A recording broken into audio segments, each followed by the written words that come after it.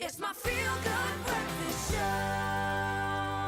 Welcome back. You're live with Expresso on a beautiful Monday morning. You're just in time for our weekly tech roundup with our expert general manager of bandwidthblock.com, Bryan Smith. Bryan, welcome back. Thank you. We always shake hands about 5 times every morning. No, I'm really excited about the news this morning, not this first story especially.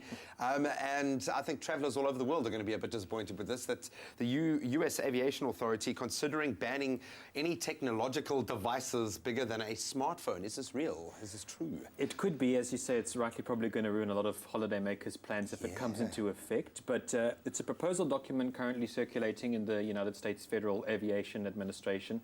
And what they're looking at doing is banning any device larger than a smartphone going in your checked-in baggage in the cargo hold.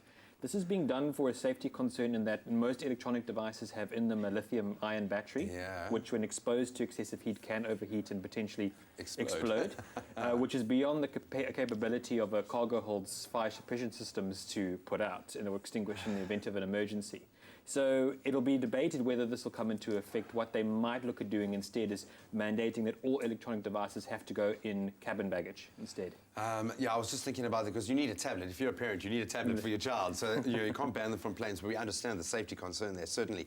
So let's keep it kind of up there in the atmosphere. In fact, let's extend it a little bit beyond our atmosphere and go to the moon. It looks like they found a prime piece of real estate for a lunar base. This is incredibly exciting news, especially in recent weeks out of the Trump administration in the States, where NASA's refocusing its goals to go back to the moon. Unfortunately, however, establishing a moon base is quite a difficult endeavor for 2 reasons, in that the temperature varies wildly on the moon, and of course there's no atmosphere, so one can be exposed to very harmful ultraviolet radiation.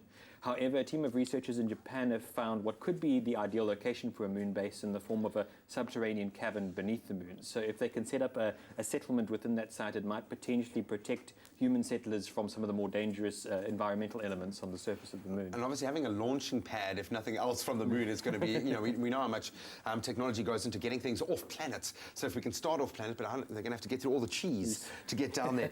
Then lastly, bringing it back down to Earth, again, we've spoken about kind of space debris at the moment. Now they've released a list on the countries that are releasing the most space debris at the moment. Is this something we should be concerned about as much as, say, kind of debris and waste in our oceans? Most definitely, because this could really upend any chance of future space exploration, in that understandably 2 of the leading space exploring nations, being Russia and the United States, contribute a great deal to space debris that's in the form of old satellites, new satellites currently orbiting for various purposes, even lost astronaut tools. And this might one day get to the stage where it could make it very difficult for space exploration missions to launch from the surface of the Earth, enter through our atmosphere and escape into deep space or deeper into our solar system.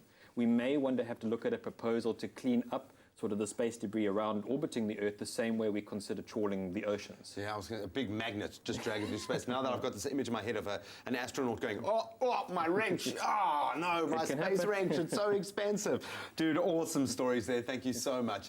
And of course, you can catch Bryan and the rest of the team at bandwidthblog.com. They've got some awesome new tech stories there, great advice as well. And we'd love to hear from you. You can hit us up on our social media platforms what you think of the stories that we featured this morning.